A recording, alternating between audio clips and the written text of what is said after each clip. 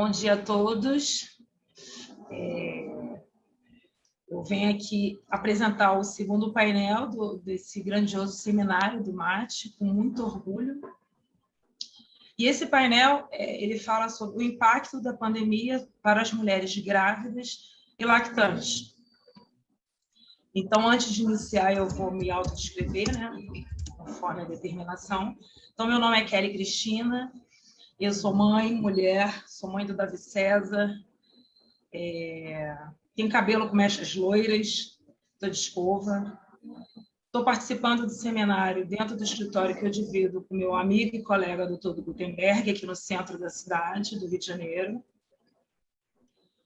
E participo do seminário, né, promovido pelo MAT, um coletivo do qual eu faço parte, sou integrante, e do qual tenho muito orgulho de ser, para apresentar esse segundo painel de um tema bastante oportuno, né, que é como a pandemia impactou as pessoas, mas principalmente as mulheres grávidas e lactantes.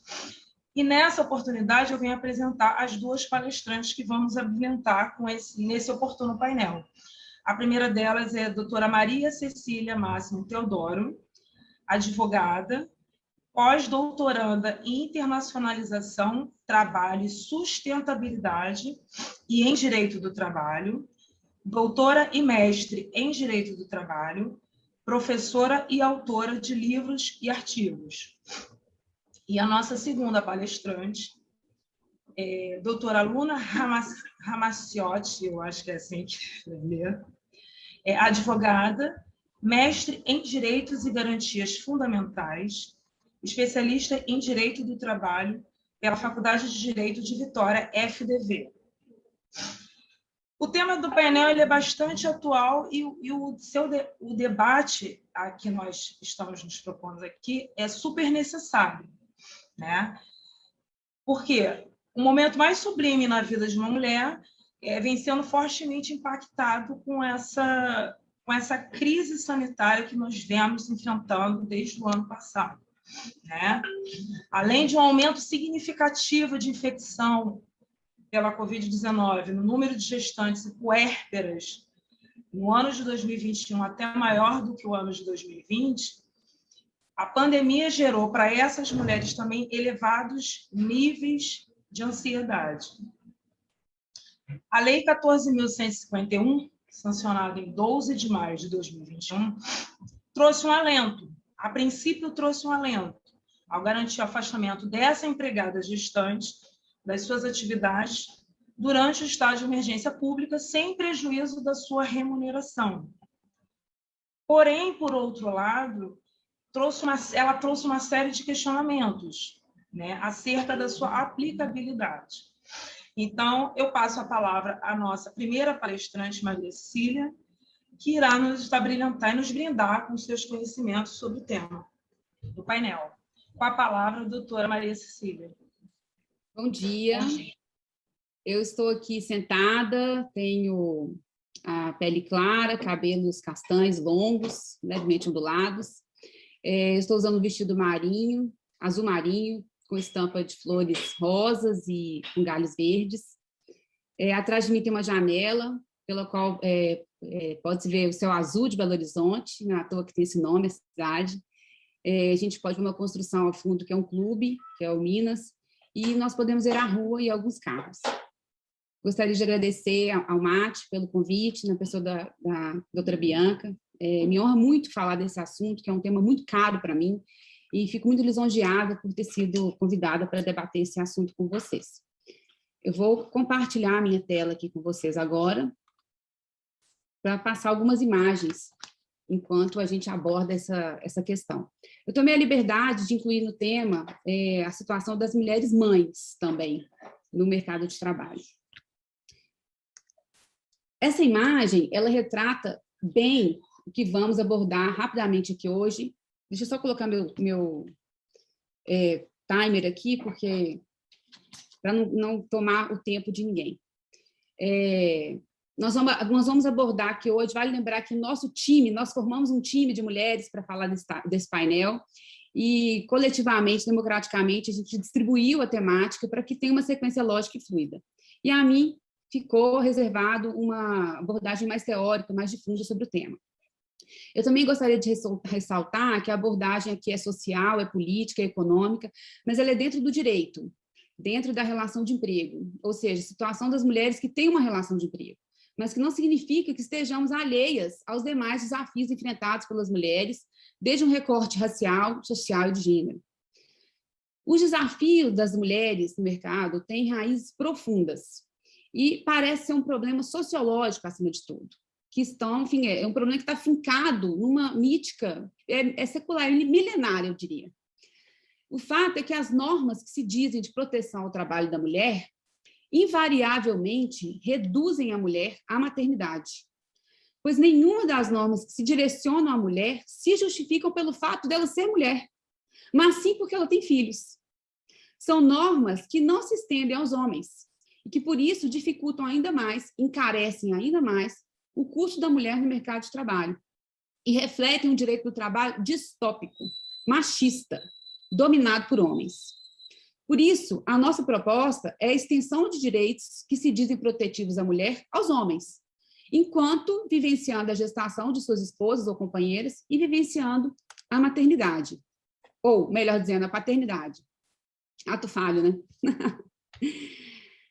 Essa imagem, ela representa, então, esse direito de trabalho também, que acaba se baseando na divisão sexual do trabalho. A divisão sexual do trabalho é essa dicotomia, essa grave dicotomia, em que se apresenta, de um lado, a esfera da produção, um espaço público, simbolizado pela fábrica, considerado um campo masculino. E a esfera da reprodução, um espaço privado, representado pela casa, pelos filhos, pelo cuidado, pelo território feminino. Acho engraçado, né? Acho curiosa a fala da Kelly, porque nós naturalizamos algumas situações como das mulheres, como, por exemplo, dizer que a maternidade é um momento mais sublime da mulher. Eu, com todo respeito, discordo. Vivi 2 vezes a maternidade e acho que é um momento mais solitário que a mulher pode passar, pelo menos no meu caso. Existe todo um imaginário coletivo, uma cobrança social para que seja sublime, para que seja maravilhoso, e a gente vem sem manual, a gente aprende a ser mãe, assim como os pais aprendem a ser pais. Não é natural, é cultural, é social, é vivência. Essa divisão sexual do trabalho, ela leva uma ausência na divisão harmônica dos afazeres domésticos e dos cuidados com os filhos.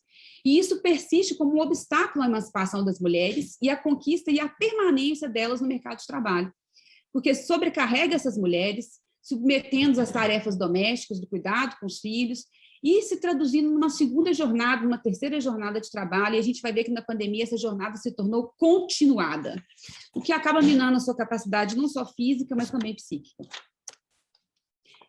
Essa divisão sexual do trabalho, ela acaba escondendo reais interesses, né? O trabalho de cuidado ser naturalizado como da mulher é interessante para o Estado, porque reduz custos de promoção social, de políticas sociais, cria um exército de reserva barato e disponível, mantém o serviço doméstico com baixa remuneração e ainda cria um serviço doméstico não remunerado. A consequência é, como eu disse, essa sobrecarga das mulheres, essa força de trabalho secundária e um direito de trabalho que se baseia também na divisão sexual do trabalho. Se a gente observar aí esse gráfico, nós temos aí um número de famílias lideradas por mulheres ou por casal sem filhos, casal com filhos, mulheres com cônjuges e outros. Então, é muito grande o número de famílias chefiadas por mulheres sozinhas, né? Famílias monoparentais. Esse outro gráfico mostra um relatório de 2015 que traz o número de mulheres nos comandos das empresas. Então, veja que é relativamente baixo o número de mulheres em cargos de direção. Esse gráfico mostra uma subparticipação das mulheres nos cargos de gestão. Esses dados retratam a realidade vivida por mulheres, que é chamada de teto de vidro, glass ceiling, e se refere a essa escassez de mulheres nos níveis superiores das organizações em razão de fatores invisíveis. Por isso que é de vidro, que mantém as mulheres longe do topo. Essa metáfora serve para explicar que é pouco provável que uma barreira de vidro se desapareça sozinha. Mas ela também vê a oportunidade de ascensão através do vidro, mas não consegue transpor esse obstáculo. Embora esteja comprovado que as mulheres tem maioria no que diz respeito à qualificação, são mais tituladas, um teto é o que as mantém para baixo, apesar da sua competência. Só que as dificuldades enfrentadas pelas mulheres não estão apenas no último degrau da carreira, no último estágio da carreira, mas sim toda a sua trajetória. Se a gente pegar essas informações aí, esses dados que foram retirados durante a pandemia, traz o percentual de mulheres que conseguiram, mulheres docentes, aí eu puxei a sardinha aqui para a minha área, para produzir, né, no trabalho remoto. E aí faz uma comparação de mulheres e homens com filhos e sem filhos. Eu vou passar rapidamente em razão do tempo, eu tenho muito material sobre o tema, e depois, quem quiser, eu posso disponibilizar. Aqui, quais os docentes conseguiram cumprir os prazos, que não são poucos, né? A gente tem um algoz aí que chama CAPS, também relacionando mulheres e homens com filhos ou sem filhos, tá? Vocês vejam os percentuais como que mudam. Docentes que submeteram artigos científicos, né? Assim, a nossa esteira de produção é a publicação científica, né? Em revistas qualificadas. Também fazendo uma comparação entre homens e mulheres com filhos e sem filhos. É importante lembrar essa frase da Simone de Beauvoir, né? Que basta uma crise para que se questione os direitos das mulheres. Essas imagens também dizem muito a respeito dessa temática. É por isso, né, que quando a gente fala em teto de vidro, a gente passa a ideia de que esse obstáculo no mercado de trabalho da mulher está sempre no penúltimo estágio da carreira. Só que se desenvolveu a teoria do labirinto para simbolizar a complexidade e a variedade dos desafios que a mulher enfrenta durante todo o percurso. Cruzar um labirinto não é algo simples nem direto, exige persistência, consciência do próprio progresso e uma análise atenta das dificuldades. Ou seja, cruzar o labirinto não é fácil, né? Essa metáfora ela vai, então, reconhecer os obstáculos que não estão só na última instância, mas em todo o caminho que a mulher percorre no mercado de trabalho. Por isso, se desenvolveu essa teoria. Ou seja, a dificuldade não está apenas no último escalão, né? Tá? A gente tem que matar um leão por dia. Nesse gráfico, a gente mostra a participação das mulheres nos trabalhos precarizados. Mulheres brancas, mulheres negras, como que é muito maior a participação das mulheres em atividades precarizadas. E aí, então, a gente tem uma outra teoria, que é a teoria do piso escorregadio.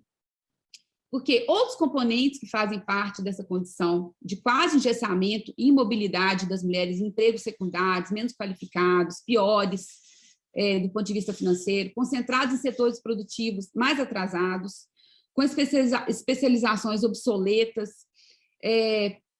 realmente precarizados, tempo parcial, informalidade, falta de cobertura social, maior suscetibilidade ao desemprego, comparativamente à situação masculina.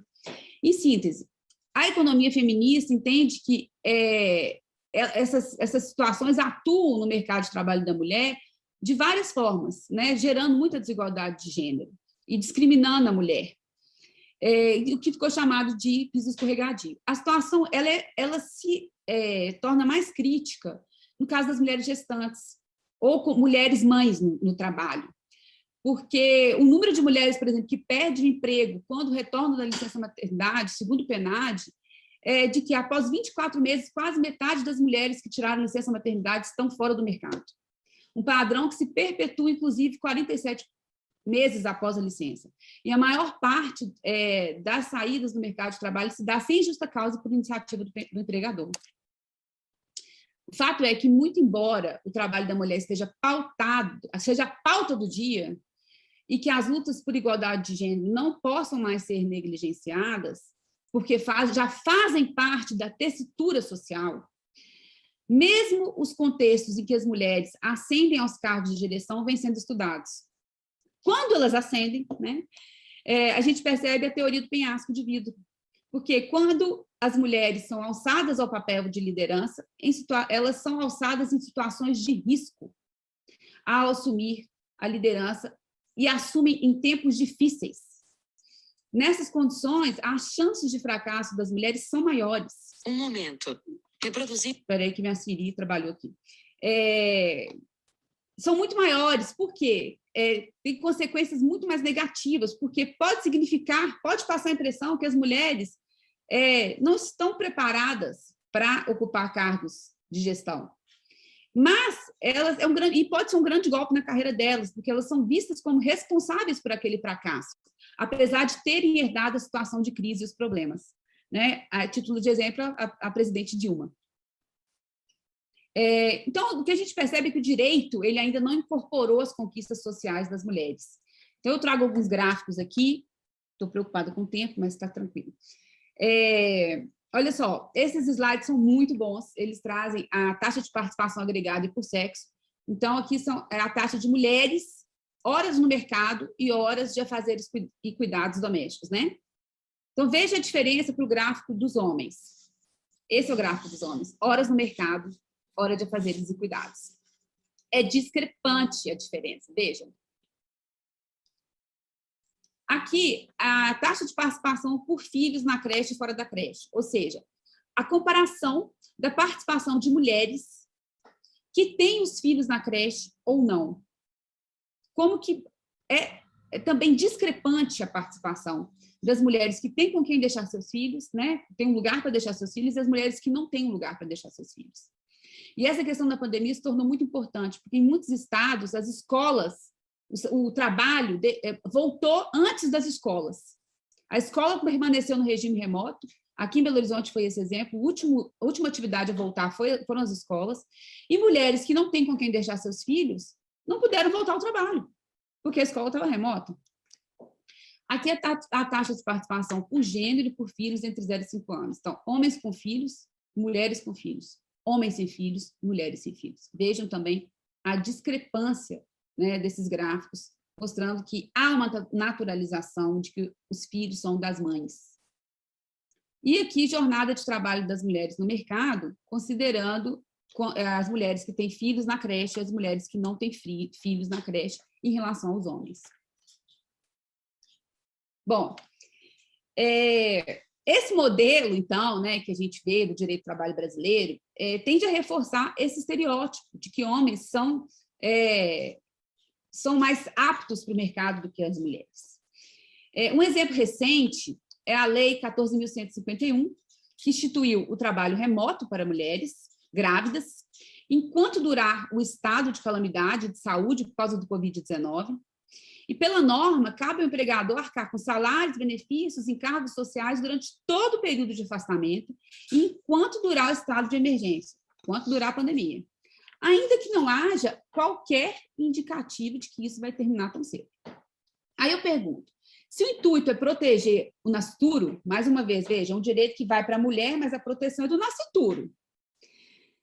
Por que não garantir esse direito também ao pai, que faz parte dessa bolha dessa mulher e que vai trazer o vírus para dentro de casa e prejudicar esse nascituro? Bom, a psicanalista Maria Homem, ela explica muito bem o que acontece na sociedade e por que o direito acaba incorporando esse padrão de dominação masculina e de divisão sexual do trabalho.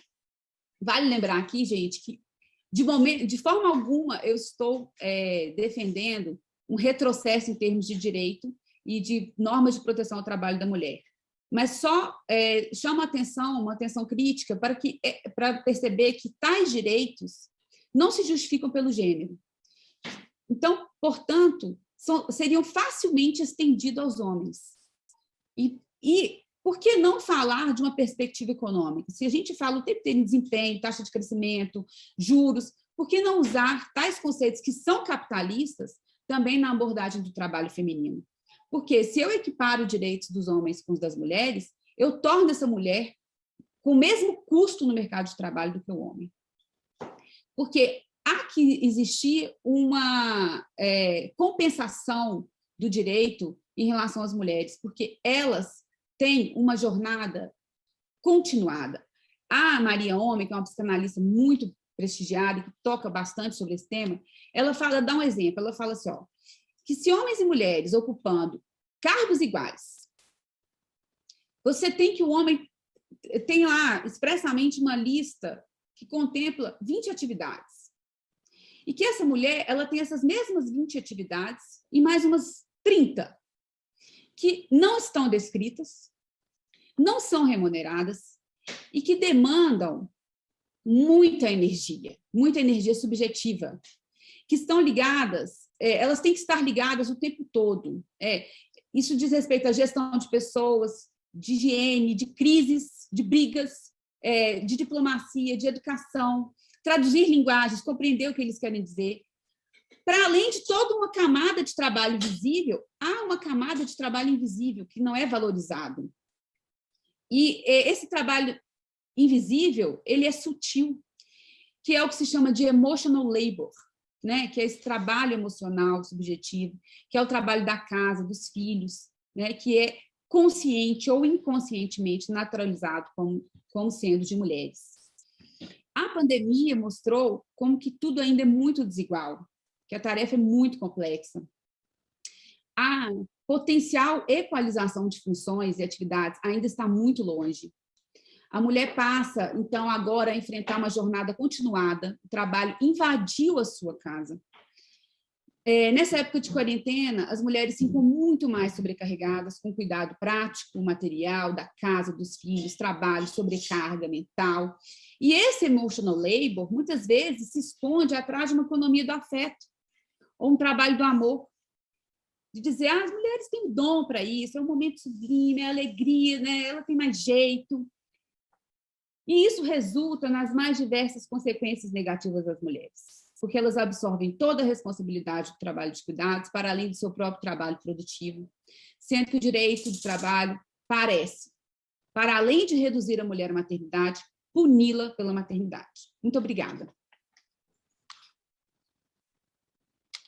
Eu que agradeço a sua fala, doutora, foi muito oportuna, foi muito completa, e mostrou para a gente o panorama de como é, né? Como que se mostra isso tudo em relação à mulher, com filho, sem filho, essa comparação que eu também achei bastante oportuna. Então, agora eu passo a palavra à segunda mediadora, que é a doutora Bianca Bonfim Carelli. Deixa eu só qualificar aqui. Advogada e consultora trabalhista, especialista em questões parentais e de gênero, mestra pela FND-UFRJ, membro do MAT. E ela também tem um canal super legal no Instagram, que é Maternizando Direito, eu sigo, super importante, com muitas dicas, muitos ensinamentos, e eu também até indico, porque é muito legal. Com você a palavra, doutora Bianca. Obrigada, Kelly, bem-vindo a todos. Muito obrigada, Maria Cecília, obrigada, Luna, que vai falar logo em seguida, por aceitar o convite. A gente está com um super time aqui, fico muito feliz em falar com vocês sobre um tema que eu amo, sou apaixonada.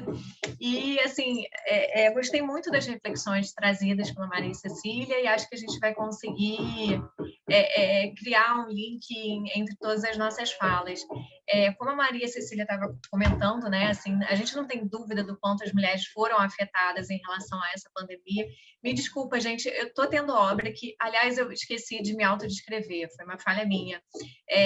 Eu estou com uma blusa rosa, cabelo comprido preto, estou no meu quarto, armário cinza, gelo atrás, com maçanetas pretas e uma pequena prateleira e brinco dourado. E eu peço desculpas, porque eu estou com barulho de obra, pedi várias vezes para o meu vizinho parar, mas não parou, então, enfim, espero que pare ao longo da minha fala. Mas, como eu estava dizendo, as mulheres, sem dúvida alguma, foram mais afetadas durante a pandemia, a gente tem vários dados, né, que a Maria Cecília trouxe em relação a isso, as mães ainda mais. E aí, até falando um pouquinho sobre um dado que a Maria Cecília apresentou, que nos primeiros 2 anos, né, quando a mãe tem um filho, depois do retorno da licença maternidade, a participação no mercado de trabalho cai pela metade, praticamente, e o curioso é que a participação dos homens aumenta após ter filho. Olha que incrível, né? Enquanto das mães diminui, a dos homens aumenta, e a gente poderia refletir muito a respeito desse dado. E aí hoje em dia, realmente, a gente tem muito estudo, né, sobre essas questões aí. Tem gente que usa a expressão hemorragia materna. Eu costumo falar que, na verdade, o mercado de trabalho ele espelha as mulheres mães. A gente tem muitos dados também que demonstram que não é uma questão de ser mulher, mas é uma questão de ser mãe, porque as mulheres que não são mães já conseguiram, né, uma participação mais efetiva no mercado de trabalho. enquanto as mulheres mães continuam sendo repelidas e expelidas desse mercado de trabalho. Aí a gente tem o fenômeno da abelha rainha, que são aquelas mulheres que chegam no topo da hierarquia da empresa e que reproduzem, né, um comportamento nada empático com aquelas que não estão no topo e que reproduzem todo um comportamento discriminatório e não empático em relação à maternidade, ao trabalho do cuidado. Tem o termo She-Session, que é justamente a recessão das mulheres. Tem a parede materna, que é a maternal wall. Então, enfim, a gente tem já muitos temas, muitos termos utilizados para falar e estudar esses fenômenos. Mas uma questão que eu queria trazer, falando depois um pouquinho dos direitos parentais realmente, é que eu costumo defender o seguinte: o direito do trabalho, ele replica e ele consolida, conforma e modula a desigualdade de gênero, na medida em que ele institui direitos de forma diferenciada para pais e mães, né? E porque, assim, na medida em que você garante mais direitos para as mães, certamente elas vão concorrer no mercado de trabalho em piores condições. E aí a minha questão a minha provocação é sempre em que sentido? Por que não garantir, por que não estender esses direitos também aos pais, né? Para que eles concorram em iguais condições? Por que a empresa não consegue reconhecer a sua responsabilidade social e entender que o trabalho do cuidado ele existe, né? A gente não pode viver numa sociedade que funcione como as pessoas no trabalho, como se o trabalho do cuidado não existisse, e quando a mulher está cuidando dos seus filhos, dos afazeres domésticos ou dos seus parentes, porque o cuidado não se esgota nos filhos, é como se o trabalho dela não existisse, né? Há uma interdependência entre a esfera privada e a pública que a gente precisa compreender. Por isso que eu gosto até de fazer muitas coisas no meu quarto, porque a gente precisa entender que as duas esferas existem, sim, e se comunicam, e as empresas têm responsabilidade sobre isso, porque a sociedade não pode funcionar sem o trabalho do cuidado, ela não existe, né? O trabalho do cuidado é imprescindível. E aí o ambiente corporativo ele entra nessa conta, né? Logicamente, políticas públicas e muitas outras coisas a gente pode pensar, mas o ambiente corporativo também. Então, o direito do trabalho, ele replica essa desigualdade porque ele confere direitos diferenciados a mães e pais e ele modula e reproduz essa desigualdade por garantir esses direitos diferenciados que, em certa medida, fazem com que aquele pai se entenda também como um agente não participante, ou não participante nas mesmas condições que a mãe desse trabalho do cuidado. O pai que fica 20 dias em casa, enquanto a mãe vai ficar 120 dias, né? 5 ou 20 dias, na verdade, de licença paternidade em casa, enquanto a mãe vai ficar 120, 180 dias, que estímulo a gente está dando para a participação desse pai no trabalho do cuidado, para a conexão inicial desse pai com o seu filho? Né? Por que não pensar em licenças parentais? Mas aí a discussão, em geral, quando a gente começa a falar desses temas, se esgota muito na questão da licença. E a Maria Cecília até trouxe uma reflexão que é muito importante, que é hoje sobre o afastamento das gestantes, e efetivamente a gente tem que falar que os maridos, né, os pais, as pessoas que convivem com aquela gestante também precisam estar afastados, senão de nada vale essa lei, né? Porque aí a gestante continua sendo exposta e estando vulnerável. Mas eu acho que a questão não se esgota aí. A gente tem uma gama enorme de direitos parentais que são sempre relacionados à maternidade. A gente tem um capítulo na CLT que fala da proteção à maternidade, mas a gente não coloca em iguais condições, a gente não reflete sobre o pai nessa história. Então, por exemplo, a gente tem a licença maternidade, mas a gente tem o direito à creche. Algumas normas coletivas até estendem esse direito à creche aos pais, mas na lei o direito à creche é uma garantia que é atribuída à mãe, né? Por que não garantir ao pai também? A própria pausa para a amamentação, veja, se a mãe não tiver condições de deixar o filho numa creche da empresa, por N motivos, e o pai tiver condições, ele poderia muito bem fazer a pausa para a amamentação e oferecer um leite extraído da mãe. Isso seria extremamente benéfico para aquele bebê. Por que não estender esse direito aos pais em determinadas circunstâncias? A licença para bebê prematuro, hoje em dia, o INSS garante que a mãe que tem um bebê prematuro possa acompanhar todo o período de UTI neonatal, sem prejuízo dos seus 120 dias ou 180 dias de licença, quando o bebê tiver alta, né? E esse direito não é garantido ao pai, é só a mãe que fica ali acompanhando aquele bebê na UTI. Por que que o pai não pode participar disso? Por que não garantir esse direito também ao pai? Por que não dividir esse direito com o pai? Quando a gente fala também de ampliação de licença, né, que a mulher pode ampliar a licença 15 dias antes, 15 dias depois, ou ampliação do direito à pausa para amamentação, são questões que são voltadas sempre só para a mãe. A mãe que perde um bebê, né, ela tem a garantia de se afastar do trabalho durante 15 dias. Se ela já tiver com uma gravidez mais avançada, a partir da 23ª semana, aí ela pode ter a licença maternidade de 120 dias.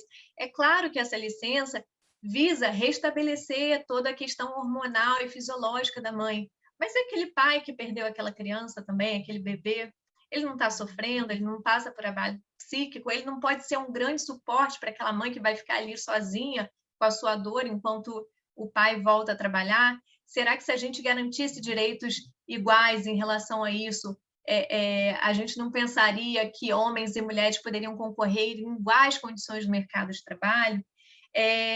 A questão do comparecimento das mães a consultas, enquanto a mãe gestante ela tem direito a se afastar do trabalho para comparecer a consultas e exames, pelo menos 6, né? A lei diz 6, mas na verdade acaba que na prática costuma ser muito mais, porque 6 é o mínimo, e em geral as mulheres precisam fazer muito mais do que 6 exames e consultas, e o pai só tem direito a acompanhar a mãe a 2 exames. Por que isso, gente?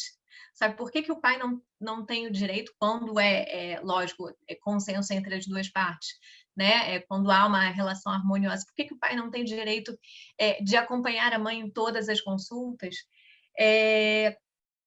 Aí tem estabilidade. Por que a gestante tem estabilidade e o pai não tem? Assim, o pai vai sustentar também aquela criança. Por que não garantir, não pensar, refletir, começar a construir algum tipo de garantia de emprego para aquele pai que está acompanhando uma mãe gestante também, né? Se a gente tivesse, se esses direitos fossem ampliados para mães e pais, primeiro, talvez a gente pudesse ter um efeito de pais muito mais participativos na criação de seus filhos, e segundo, que homens e mulheres estariam concorrendo em iguais condições, porque na medida em que só mulheres têm determinadas garantias, elas são vistas para o ambiente corporativo como mais onerosas, como mais problemáticas. E se você estabelece isso desde o início, num dia que o bebê ficar doente, num dia que a criança tiver um problema na escola, pais e mães precisam começar a dividir esse tipo de emergência, né? Esse tipo de situação que precisa ser solucionada. A gente sabe que, em regra, normalmente quem fala sobre isso, quem resolve esse tipo de situação é a mãe. E aí é a mãe que leva todo o estereótipo e toda a carga da pessoa que tem que abandonar o seu trabalho para atender uma solicitação familiar, né? Enquanto os pais não. Então, além disso, tem a própria Lei 9.029, que fala da garantia, que preserva a mãe da discriminação por gestação, por estar pretendendo engravidar ou estar já grávida. Por que não falar também do homem que está pretendendo ter filho, né, ou que está com a sua mãe, com a sua mulher grávida? Então, a minha provocação aqui é justamente nesse sentido. A gente tem o direito do trabalho, que tem uma gama extensa de direitos parentais, que inclusive são insuficientes, aí já é um outro assunto, mas que são voltados apenas para a mãe. E na medida que são voltados apenas para a mãe, eles replicam, né, e modulam e consolidam uma discriminação da mulher mãe no mercado de trabalho. Então, com isso, eu passo a palavra para a Luna, que acho que ela vai poder falar bastante de direito das gestantes, etc. E só queria deixar aqui a minha contribuição, era justamente fazer essa provocação. Obrigada, Luna, a palavra é sua. Bom dia, é uma missão falar depois de vocês, da Maria Cecília, da Bianca, da Kelly.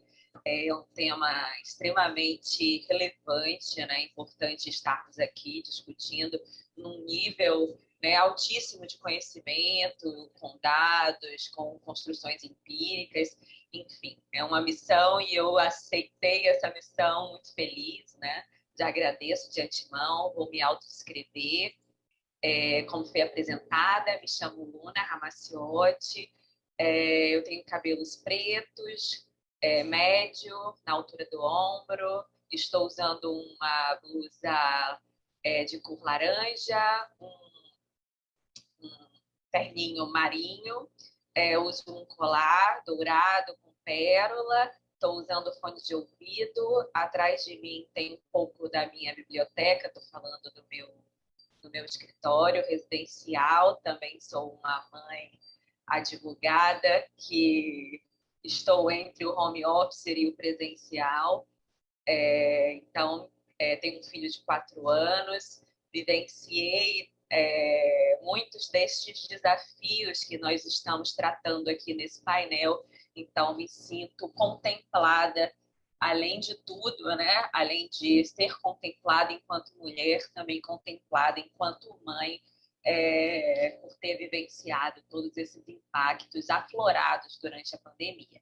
Eu vou colocar aqui o meu timer para computar o tempo, porque realmente é um tema que a gente estaria entrando aí por uma série de outras discussões, mas para fazer um link com tudo que foi dito já, né, desde agora, a minha fala hoje ela vai ter um objetivo de trazer situações concretas, falar um pouco dessas previsões normativas nesse momento da pandemia, falar um pouco a respeito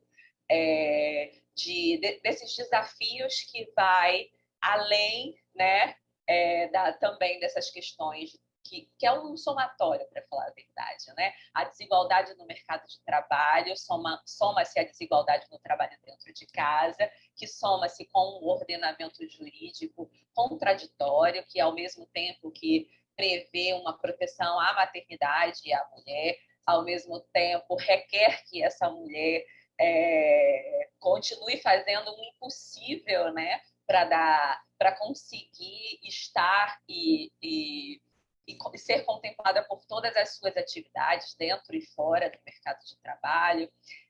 Há uma necessidade aí de desconstrução, e aí vem na fala da Bianca, de desconstrução desse ideário, dessa atribuição exclusiva da mulher do cuidado, né, da mulher mãe do cuidado, do lar e do seu filho, e essa desconstrução social, ela passa também pelo ordenamento jurídico, quando a gente vê que os direitos e a proteção dita pelo ordenamento jurídico, pela Constituição, pelas normas infraconstitucionais, esses direitos eles são reservados à mulher. Então, essa desconstrução social ela também tem que passar pelo ordenamento jurídico. No início aqui, em relação à pandemia e mercado de trabalho, eu queria trazer mais alguns dados. A Maria Cecília trouxe diversos dados que atestam essa diferença da inserção da inserção da mulher, em específico a mulher mãe, dentro do mercado de trabalho. E agora, na pandemia, eu trago aqui um dado do IBGE, que traz que, a partir do segundo semestre de 2020, 8,5 milhões de mulheres deixaram o mercado de trabalho no Brasil, sendo que apenas, né, mantiveram-se no mercado de trabalho 45,8%. E esse índice é o menor índice desde 1990.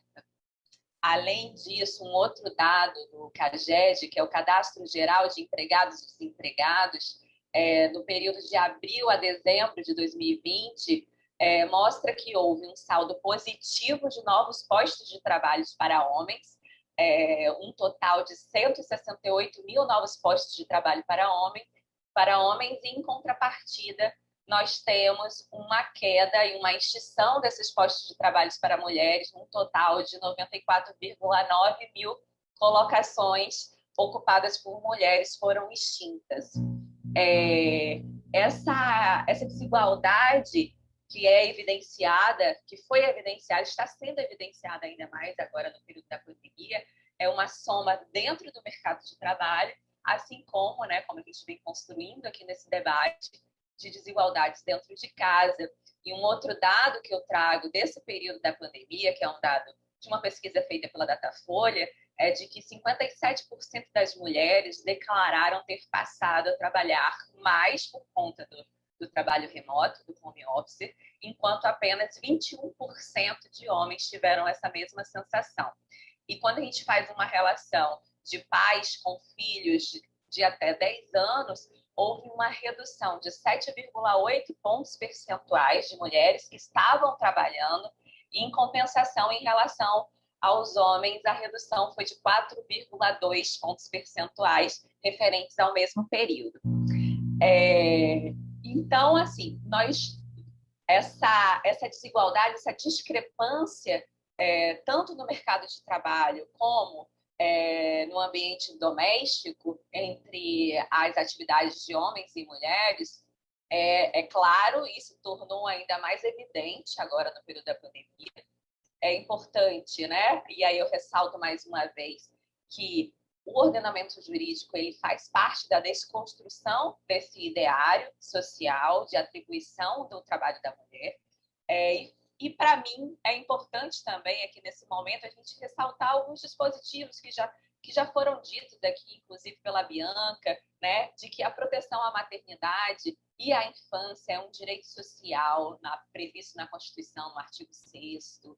Em relação à proteção do trabalho da mulher, também é um direito constitucional, lá no artigo 7º, desde a licença gestante, desde a proteção do mercado de trabalho da mulher, né, desde a assistência gratuita de filhos e dependentes, desde o nascimento até os 5 anos de idade, em creches e pré-escolas. Nós vemos que o ordenamento jurídico ele respalda uma proteção à maternidade, mas, em contrapartida, numa análise prática, não vemos a extensão da aplicabilidade dessas normativas. E um desses fatores que impedem, né, o êxito da aplicabilidade desses direitos sociais para mulheres, para a maternidade, também gira em torno da ausência de extensão desses direitos também ao pai.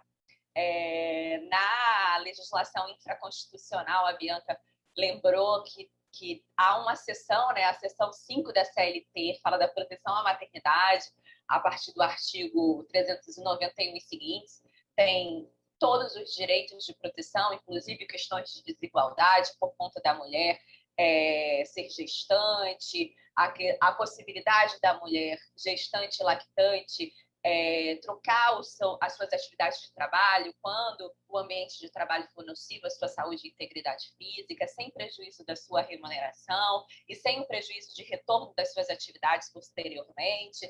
Então, há uma gama de direitos, mas que, efetivamente, numa análise prática, concreta, a gente não consegue estender esses direitos para todas as mulheres, para todas as condições. Nesse período de pandemia, já foi dito aqui, já foi falado tanto pela Maria Cecília, como pela Kelly, pela Bianca, em relação à Lei 14.151, que é uma lei que foi publicada em 12 de maio de 2021.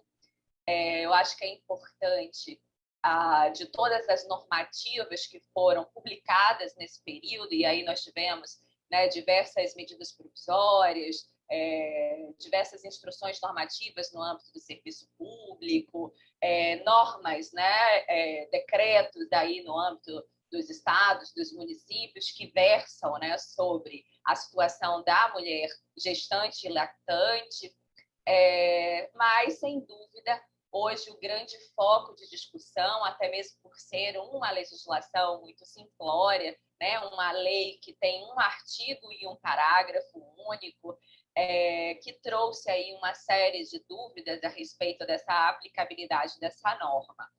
O artigo 1º, né, da Lei 14.151, ele diz que durante a emergência de saúde pública de importância nacional decorrente do novo coronavírus, a empregada gestante deverá permanecer afastada das suas atividades de trabalho presencial sem prejuízo da sua remuneração.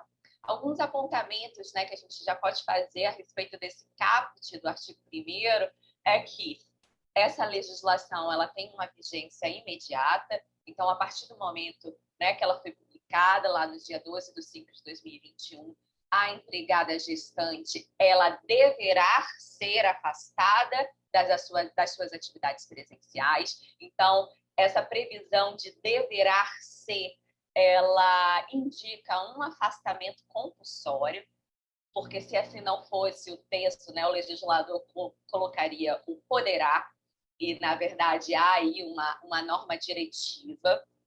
Essa norma, ela não visa proteger, né, apenas a gestante, mas também o nascituro, como a própria Maria Cecília, a doutora Maria Cecília relembrou. Ela tem um objetivo claro, que é reduzir a possibilidade de contágio, né, de contaminação da gestante, que é considerada como grupo de risco, e, além disso, preservar a sua renda integral, a sua remuneração. Também, como apontamento, a gente entende que, né, empregada gestante abrange não só as empregadas da iniciativa privada, mas também como as empregadas no serviço público. E lá no parágrafo único tem uma readequação, uma previsão de readequação das atividades dessa empregada gestante para o exercício em domicílio, por meio de teletrabalho, trabalho à distância, trabalho remoto, qualquer outra forma de trabalho à distância. E aí tem alguns questionamentos, né, que surgiram a partir da publicação da Lei 14.151. O principal deles refere-se à ausência de informações, né? Não há uma especificação de qual é a fonte de custeio para a manutenção da remuneração da empregada gestante quando afastada, né?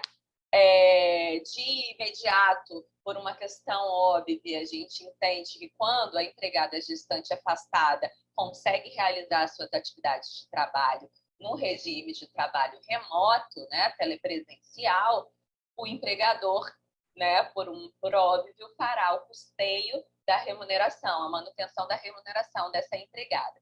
Mas o grande questionamento é, quando a atividade da empregada não for compatível com o trabalho em domicílio, né, esse pagamento, o custeio dessa remuneração integral será feito pelo empregador? E a partir desse questionamento surgiram outros, né, como a possibilidade de aplicação analógica ao artigo 394-A, parágrafo 3º da CLT. Esse artigo 394-A, ele fala do afastamento da empregada, da trabalhadora gestante lactante do ambiente insalubre, do ambiente nocivo à saúde e à integridade física, enquanto perdurar, né, esse período de tanto de gestação como de lactação, para um ambiente salubre. Quando não houver um ambiente em que essa empregada possa ser deslocada para o exercício das suas atividades, essa empregada vai ser considerada como gravidez de risco e fará jus ao pagamento do salário maternidade. Então, há, né, uma discussão a respeito de enquadrar o afastamento da empregada gestante como gravidez de risco e, por conseguinte, ter o pagamento do salário maternidade. Também há uma discussão a respeito da possibilidade de aplicação da medida provisória 1045. A medida provisória 1045, que foi publicada em 27 de abril de 2021, lá no artigo 13, ela previu que a empregada gestante, inclusive a doméstica, poderá participar do novo programa emergencial de manutenção do emprego e de renda. Isso significa que, pela aplicabilidade do novo programa emergencial de manutenção de emprego e renda, supostamente poderia-se suspender o contrato de trabalho da empregada gestante por conta do afastamento e da ausência de possibilidades de exercício dessas atividades no trabalho remoto. Também discute-se a aplicação da medida provisória 1046, que também foi publicada no mesmo dia, 27/4 de 2021. Essa medida provisória, ela fala de que, na hipótese de inexistir meios hábeis para viabilizar o teletrabalho, a trabalhadora ela permanecerá afastada recebendo a sua remuneração integral. Isso porque ela estaria à disposição do empregador, o que configuraria, né, tempo de serviço remunerado, conforme disciplina o artigo 4º da CLT. Todos esses questionamentos foram feitos, eu brevemente vou fazer algumas considerações, né? Além desses questionamentos Existiram outros, né, como a aplicabilidade, a empregada doméstica, a manutenção dos pagamentos dos adicionais ocupacionais, mesmo havendo o afastamento do ambiente de trabalho. E aí, num primeiro momento, né, a gente tem que entender que a Lei 14.151 ela veio para ser um direito à empregada gestante. Então, em nenhum momento, esse afastamento da empregada gestante pode se configurar como uma espécie de antecipação do salário maternidade, né? Então, esse afastamento com o pagamento da remuneração integral, né, sem prejuízo dessa remuneração, posteriormente, quando essa empregada der à luz, né, tiver o parto, não vai poder ter nenhum tipo de abatimento do período da licença maternidade, nem do salário maternidade recebido. Além disso, não há, né, o legislador ele foi simplório, ele trouxe lá um artigo, né, o artigo 1º, caput, um parágrafo único, e ele não especificou, não houve, né, regra específica em relação à possibilidade de enquadramento do afastamento da empregada gestante nesse período de pandemia, para ser enquadrado como um eventual pagamento de auxílio-doença ou eventual salário-maternidade. Então, interpretar para além do que foi posto é criar uma norma, né? Não há uma regra específica para isso. Então, também contesta-se essa aplicação analógica. Além disso, é preciso entender que a Lei 14.151 ela foi publicada posteriormente à publicação e à vigência da medida provisória 1045, né? Logo, entende-se que quando a Lei 14.151 fala do afastamento da empregada gestante sem a possibilidade de redução da remuneração, essa norma ela deve ser aplicada em sua integralidade. A integralidade da aplicação da norma, ela presume um afastamento imediato e a manutenção da remuneração. Então, ainda que haja a possibilidade de se aplicar a medida provisória 1045 com a possibilidade de suspensão do contrato de trabalho da empregada gestante, esse benefício emergencial a ser recebido pela empregada gestante, se ele não satisfizer toda a totalidade da remuneração da empregada, né, da trabalhadora, entende-se que a responsabilidade por suprir a diferença entre o benefício emergencial e a totalidade da remuneração ficará a cargo do empregador. O que não pode é a empregada gestante ter qualquer tipo de redução na integralidade da sua remuneração. Eu queria fazer, né, feitos esses apontamentos, deixa eu ver aqui meu tempo. Eu até ia fazer uma citação, mas eu vou pular e vou falar de implicações práticas da Lei 14.151 para a gente ter um panorama geral. E essa implicação prática que eu vou trazer aqui em relação à remuneração da gestante é referente a empregadas públicas, né, no serviço público vinculadas à administração pública, seja ela União, estados, né, municípios. Em relação ao afastamento da empregada pública gestante do ambiente de trabalho a partir, né, da vigência da Lei 14.151, tem sido contestado por parte da administração pública a manutenção do pagamento dos adicionais ocupacionais, no caso do adicional de insalubridade. Por que isso? Há uma instrução normativa que ela foi publicada logo no início, né, do período pandêmico e do afastamento para trabalho remoto dos servidores públicos, que é a Instrução Normativa 109 de 2020. Lá no artigo 21, essa instrução normativa ela veda o pagamento de adicionais ocupacionais para servidores e empregados públicos que executem as suas atividades de forma remota.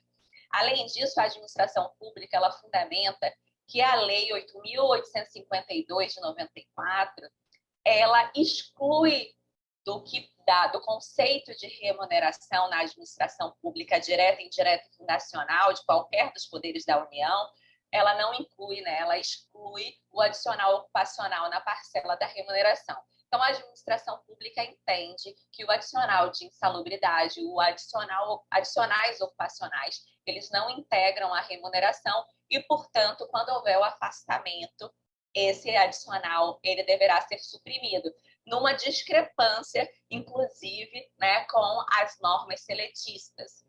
E aí, né, uma fundamentação contrária a essa supressão nesses vencimentos da empregada pelo afastamento em decorrência da Lei 14.151, tem uma série de fundamentos, né? O principal deles é um fundamento constitucional, lá do artigo 7º, inciso 8º da Constituição, que reconhece, né, o direito à licença gestante sem prejuízo do seu emprego ou do seu salário. O artigo 7º, inciso 18, ele é usado como fundamento para a manutenção do pagamento do adicional de insalubridade das empregadas gestantes durante o período de licença-maternidade. Então, durante o período de licença-maternidade das empregadas públicas, mantém-se o pagamento dos adicionais ocupacionais, do adicional de insalubridade. Isso porque, lá no artigo 41 da Lei 8.112, que é o Estatuto do Servidor Público, estabelece que a remuneração é vencimento de cargo efetivo acrescido das vantagens pecuniárias, né, permanentes estabelecidas em lei. Entende-se que o adicional de insalubridade ele foi pago devido à constância de exposição da trabalhadora a um ambiente de trabalho, né, e a agentes nocivos à sua saúde e integridade física. Ele foi pago em decorrência dessa habitualidade. E em consequência disso, configura-se como uma vantagem inerente à atividade desempenhada por essa trabalhadora, né, pelas trabalhadoras. E, portanto, seria inegável que, como uma atividade desempenhada e uma vantagem inerente a essa atividade, como parte integrante da sua remuneração.